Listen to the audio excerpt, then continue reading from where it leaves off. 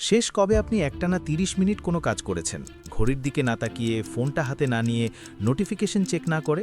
আমার বিশ্বাস উত্তরটা আপনার জানা আছে। আজকাল আমাদের মনোযোগের সময়সীমা একটা ছোট পাখির ডানার মতন। কোনো মতে ১ মিনিট পার না হতেই হাতটা অজান্তেই চলে যায় মোবাইলটার দিকে। স্ক্রোল করতে থাকি আমরা। একটা ভিডিও শেষ না হতেই আর একটা। এই যে আপনার সময়গুলো চুরি হয়ে যাচ্ছে, এই যে আপনার আসল কাজগুলো ফেলে রেখে আপনার আঙুলগুলো শুধু স্ক্রিনের ওপর দিয়ে হেঁটে যাচ্ছে, এই ঘটনাটা কি শুধু আপনার ইচ্ছাশক্তির অভাবের জন্য হচ্ছে, নাকি এর পেছনে রয়েছে আরও গভীর, আরও সূক্ষ্ম কোনো বৈজ্ঞানিক খেলা? আসুন, আজ আমরা সেই খেলাটার রহস্য উন্মোচন করব। কারণ এটা কোনো আসক্তি নয়, এটা আসলে এক ধরনের মারাত্মক অভ্যেসের জাল, যা কেটে বের হওয়া অসম্ভব কিছু নয়। দেখুন, আজকাল আমাদের জীবনটা কেমন হয়ে গেছে বলুন তো? হয়তো আপনি টেবিলে পড়তে বসেছেন বা কোনো গুরুত্বপূর্ণ অফিসের কাজ নিয়ে গভীর মনোযোগ দেওয়ার চেষ্টা করছেন, কিন্তু ৫ মিনিট যেতে না যেতেই মাথার ভেতর থেকে একটা ফিসফিসানি আসে, একবার শুধু ফোনটা চেক করে দেখি, হয়তো জরুরি কিছু এসেছে। আর যেই আপনি একবার অ্যাপটা খুললেন, অমনি ১ ঘন্টার জন্য যেন অন্য একটা জগতে হারিয়ে গেলেন।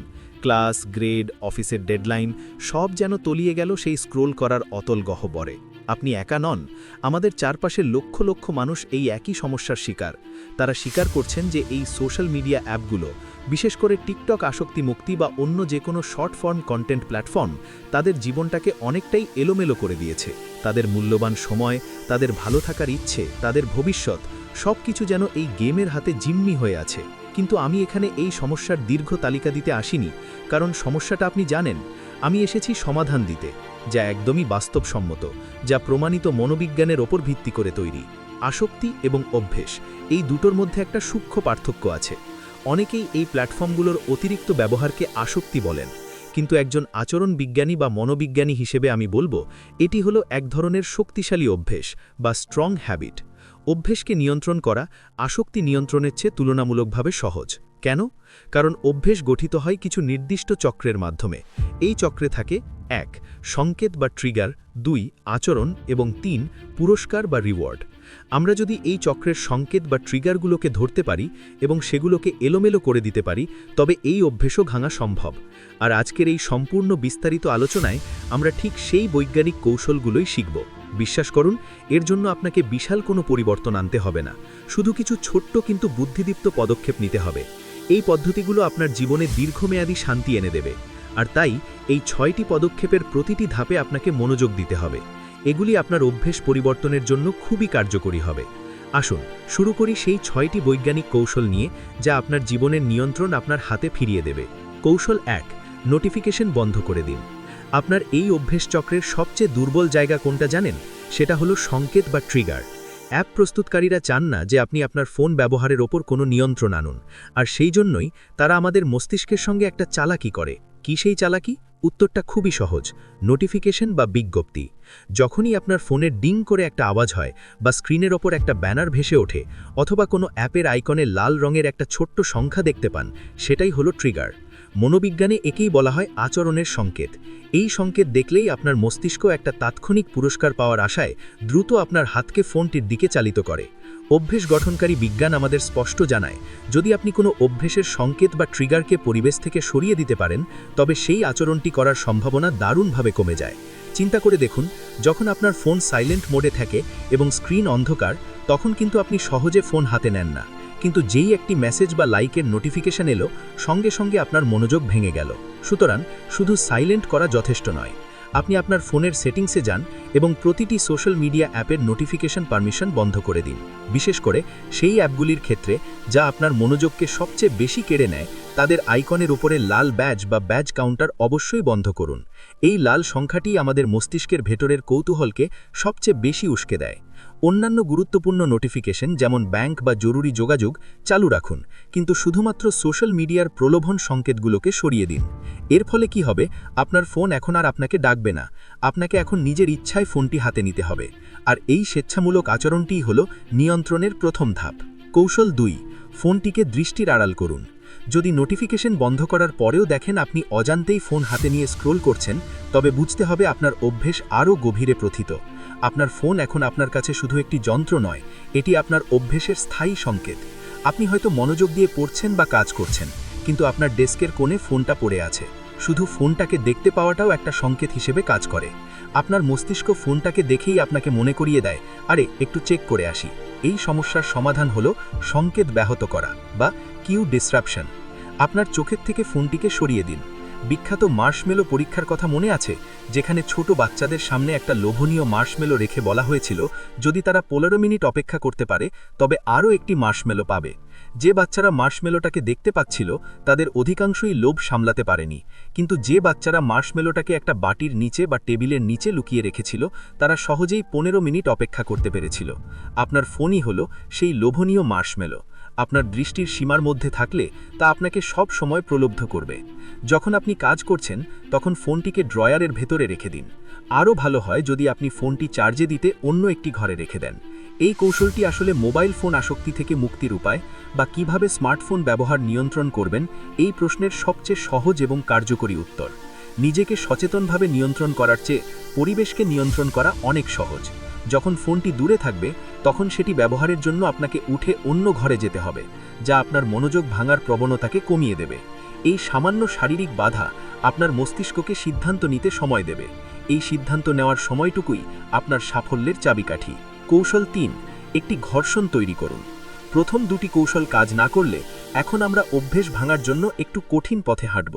একে বলা হয় ঘর্ষণ তৈরি করা বা ইন্ট্রোডিউসিং ফ্রিকশন। অর্থাৎ আপনি যখনই অ্যাপটি ব্যবহার করতে চাইবেন তখন যেন আপনাকে অতিরিক্ত একটি ধাপ পার হতে হয়। এর মূল ধারণা হলো কোনো কাজ যত কঠিন হবে তা করার প্রবণতা তত কমে যাবে। বেশিরভাগ সোশ্যাল মিডিয়া অ্যাপে একবার লগ ইন করলে তা চিরকালের জন্য সেভ হয়ে থাকে। এটি ব্যবহারের প্রক্রিয়াকে এতটাই দ্রুত করে দেয় যে আপনি না চাইলেও দ্রুত অ্যাপটি খুলতে বাধ্য হন। আপনি যদি অটোমেটিক লগ ইন বন্ধ করে দেন তবে প্রতিবার অ্যাপ খুলতে গেলেই আপনাকে পাসওয়ার্ড টাইপ করতে হবে। চিন্তা করুন, আপনি স্ক্রোল করার জন্য তাড়াহুড়ো করছেন আর ঠিক তখনই আপনাকে লম্বা একটা পাসওয়ার্ড লিখতে হচ্ছে। এটা একটা বিরক্তির কারণ হবে। এই বিরক্তিটাই আপনার মস্তিষ্কে একটা বাধাদানকারী সংকেত তৈরি করবে, যা আপনাকে মনে করিয়ে দেবে, এ কি করছি, আমি এত কষ্ট করে শুধু স্ক্রোল করব। আপনাকে যা করতে হবে তা হলো সেটিংস বা প্রোফাইল অপশানে গিয়ে সেভ লগ ইন ইনফো বা স্বয়ংক্রিয় লগ ইন সংরক্ষণ অপশানটি বন্ধ করে দিন। পাসওয়ার্ডটিকে এমন কিছু করুন যা টাইপ করতে কিছুটা সময় লাগে।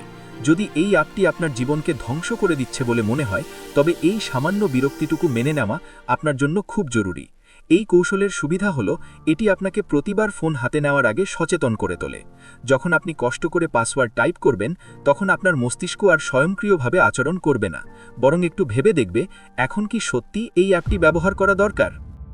কৌশল 4, অ্যাপটি ডিলিট করুন। এই কৌশলটি আগের কৌশলটিরই চরম রূপ। এটি তাদের জন্য যাদের জন্য অটোমেটিক লগ ইন বন্ধ করাও যথেষ্ট ঘর্ষণ তৈরি করতে পারেনি। অ্যাপ ডিলিট করে দিলে প্রতিবার ব্যবহার করার আগে আপনাকে দুটি কাজ করতে হবে। 1, অ্যাপটি পুনরায় ডাউনলোড করা এবং 2, নতুন করে লগ ইন করা। এই পুরো প্রক্রিয়াটি যথেষ্ট সময় সাপেক্ষ এবং বেশ ঝামেলার। মনোবিজ্ঞানে দেখা গেছে যে আমরা যখন কোনো কাজ করার ক্ষেত্রে সামান্য বিলম্ব বা দেরি নিয়ে আসি তখন সেই কাজ সম্পর্কে আমরা আরও বেশি সচেতন ও বিচক্ষণ হই। একে বলা হয় বিলম্বের শক্তি, the power of delay.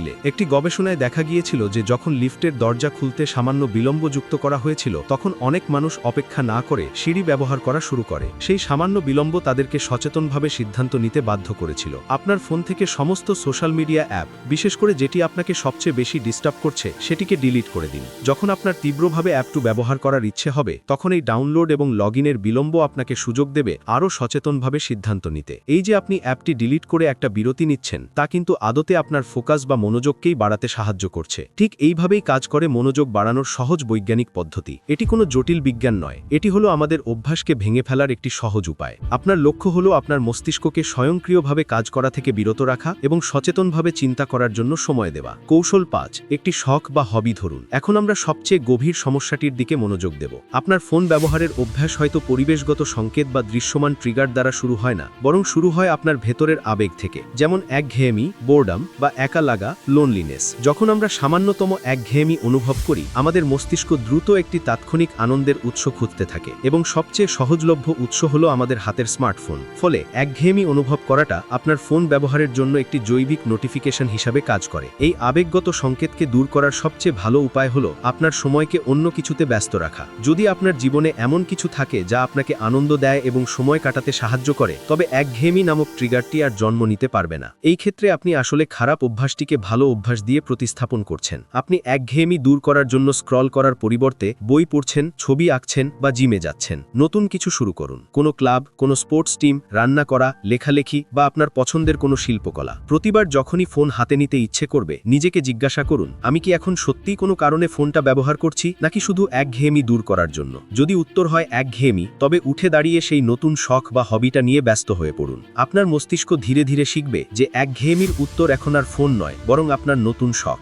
Digital detox শুরু করার জন্য এই মানসিক পরিবর্তনটা অত্যন্ত জরুরি। কৌশল 6, একটি নন স্মার্টফোন ব্যবহার করুন। এটি সবচেয়ে চরম এবং চূড়ান্ত পদক্ষেপ। এটি তাদের জন্য যারা মনে করেন তাদের স্মার্টফোন সম্পূর্ণভাবে তাদের জীবনের নিয়ন্ত্রণ কেড়ে নিয়েছে। মনোবিজ্ঞানে একে কমিটমেন্ট ডিভাইস বা প্রতিজ্ঞামূলক যন্ত্র বলা হয়। এটি এমন একটি কৌশল যেখানে আমরা জেনে শুনেই নিজেদেরকে একটা কঠিন বা কম সুবিধাজনক পরিস্থিতিতে বেঁধে ফেলি। আমরা জানি দীর্ঘমেয়াদে এই কষ্ট আমাদের জন্য ভালো ফল বয়ে আনবে। প্রাচীন গ্রিক পুরাণের বিখ্যাত চরিত্র ইউলিসিসের গল্প এখানে খুব প্রাসঙ্গিক। সাইরিন নামে কিছু পৌরাণিক প্রাণী ছিল যাদের গান এতই মোহময়ী ছিল যে সেই গান শুনলেই নাবিকরা তাদের জাহাজ পাথরে ধাক্কা মেরে আত্মহত্যা করত। কিন্তু ইউলিসিস সেই গান শুনতে চেয়েছিলেন, তাই তিনি কি করলেন? তিনি তার নাবিকদের কানে মোম দিয়ে বন্ধ করে দিলেন যাতে তারা গান শুনতে না পায়, আর নিজেকে জাহাজের মাস্তুলে শক্ত করে বেঁধে ফেলার নির্দেশ দিলেন। তিনি নাবিকদের বললেন, আমি যত চিৎকারই করি না কেন আমাকে যেন কেউ মুক্ত না করে। সাইরিনের গান তাকে পাগল করে তুলেছিল। তিনি মুক্ত হতে চেয়েও পারেননি, কারণ তিনি আগেই নিজেকে বাঁধন দিয়ে রেখেছিলেন। স্মার্টফোন ছেড়ে একটা সাধারণ বাটন ফোন বা নন স্মার্টফোন ব্যবহার করা ঠিক ইউলিসিসের মাস্তুলে নিজেকে বেঁধে ফেলার মতো। আপনি জেনে শুনেই এমন একটি যন্ত্র ব্যবহার করছেন যেখানে সোশ্যাল মিডিয়া অ্যাপ ইনস্টল করাই সম্ভব নয়। এর ফলে কি হবে? আপনার ভেতরের আসক্তি বা তীব্র ইচ্ছে যতই প্রবল হোক না কেন, আপনি চাইলেও সেই অ্যাপটি ব্যবহার করতে পারবেন না, কারণ আপনার কাছে সেই সুযোগটাই নেই। হ্যাঁ, এটা আধুনিক জীবনে বেশ অসুবিধে তৈরি করতে পারে, কিন্তু যদি এই অ্যাপগুলো আপনার পড়াশোনা, কাজ, সম্পর্ক সব নষ্ট করে দেয়, তবে সাময়িক অসুবিধাকে মেনে নিয়ে দীর্ঘমেয়াদী স্বাধীনতা অর্জন করাই বুদ্ধিমানের কাজ। এটা একটা চরম পদক্ষেপ, কিন্তু আপনার পরিস্থিতি যদি চরম হয় তবে এই পদক্ষেপই আপনার ফোন ছাড়া থাকার উপায় বা অভ্যাস পরিবর্তন করার শেষ এবং সফল রাস্তা। বন্ধুরা, আজকের আলোচনায় আমরা সোশ্যাল মিডিয়া ব্যবহারের এই জটিল অভ্যাসটাকে বৈজ্ঞানিকভাবে মোকাবিলা করার জন্য এই 6টি প্রমাণিত কৌশল শিখলাম। মনে রাখবেন, এই পরিবর্তন একদিনে আসবে না, কিন্তু সামান্য উদ্যোগই আপনার জীবনকে বদলে দিতে পারে। 1. নোটিফিকেশন বন্ধ করে আপনার মনোযোগের সংকেত দূর করুন। 2. ফোনটাকে দৃষ্টির আড়াল করে লোভনীয় মার্শম্যালো থেকে দূরে থাকুন। 3. স্বয়ংক্রিয় লগইন বন্ধ করে সামান্য ঘর্ষণ তৈরি করুন, যা আপনাকে সচেতন হতে সাহায্য করবে। 4. চরম প্রয়োজনে অ্যাপটি ডিলিট করে বিলম্বে সচেতনতা নিয়ে আসুন। 5. একঘেয়েমিকে পরাজিত করতে একটি নতুন শখকে আপনার জীবনের সঙ্গী করুন। 6. যদি সবকিছু ব্যর্থ হয় তবে ইউলিসিসের মতো নিজেকে বাটন ফোনের মাস্তুলে বেঁধে ফেলুন। আপনার মূল্যবান সময় কেবল স্ক্রল করে নষ্ট করার জন্য নয়। আপনার মনোযোগ, আপনার মেধা, আপনার জীবন, এগুলি অত্যন্ত গুরুত্বপূর্ণ। নিজের জীবনের লাগামটা আপনার হাতে ফিরিয়ে আনুন। আপনি নিজেই পারেন আপনার মনোযোগের প্রধান নিয়ন্ত্রক হতে। ছোট ছোট পদক্ষেপ নিন, কিন্তু তা যেন হয় দৃঢ় এবং স্থায়ী। আপনারা এতক্ষণ আমার সাথে ছিলেন, মনোযোগ দিয়ে এই গুরুত্বপূর্ণ আলোচনাটি শুনেছেন। যদি মনে হয় এই আলোচনা আপনার বা আপনার পরিচিত কারোর জীবনে সামান্য পরিবর্তন আনতে পারে, তবে অনুরোধ করব এই ভিডিওতে একটি লাইক দিন। আপনাদের লাইক আমাকে বুঝতে সাহায্য করে যে এমন দরকারি এবং মানবিক আলোচনা আপনাদের ভালো লাগছে। ভবিষ্যতে এমন আরও সহজ সরল এবং জীবনমুখী ভিডিও পেতে আমাদের চ্যানেলটি সাবস্ক্রাইব করুন এবং তার পাশে থাকা বেল আইকনটি প্রেস করতে ভুলবেন না। আর এই বার্তা আরও মানুষের কাছে পৌঁছে দিতে আমাদের ফেসবুক পেজটি ফলো করুন। আমাদের চ্যানেলটির নাম প্যাথ টু লাইট, এই পথ আলোর পথ, যে পথে আপনি আপনার জীবনের নিয়ন্ত্রণ ফিরে পাবেন। দেখা হবে পরের ভিডিওতে। ততক্ষণ পর্যন্ত ভালো থাকুন, সুস্থ থাকুন এবং সচেতনভাবে জীবনযাপন করুন। ধন্যবাদ।